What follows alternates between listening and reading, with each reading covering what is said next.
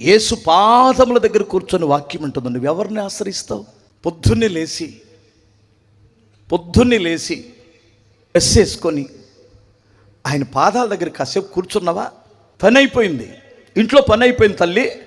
తల్లి ఇంట్లో పని అయిపోయింది. టీవీ ఆన్ చేయకపోతే ఆయన పాదాల దగ్గరికి వెళ్ళి కాసేపు కూర్చోవద్దు? ఆయన పాదాల దగ్గర కూర్చున్నాడనే సంగతి ఇంటోళ్ళకి తెలుసండి. ఇంటోళ్ళు చూడరు కదా, చూస్తే ఎంత ధన్యురాలువో.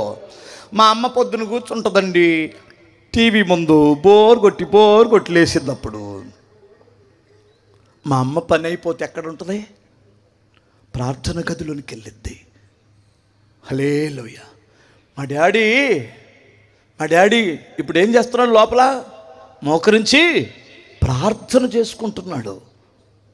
చూడగలుగుతున్నారా పిల్లలు? హల్లెలూయా. చూడగలుగుతున్నారా? కిటికీలో నుంచి ఏం చూస్తున్నారు పిల్లలు? ప్రార్థన చేయటం చూస్తున్నారా? చెత్త టీవీ చూడడం, చెత్త అంతా ఇందులో చూస్తున్నారా? దయచేసి మా నాన్న బైబిల్ చదవటం మేము చూస్తాం, నా తల్లి బైబిల్ చదవడం మేము చూస్తాం, నా తండ్రి ప్రార్థన చేయడం మేము చూస్తాం. ఎందుకంటే ఆయన పాదాలను ఆశ్రయించే అనుభవం నా తండ్రికి ఉంది, ఆయన పాదాలను ఆశ్రయించే అనుభవం నా తల్లికి ఉంది.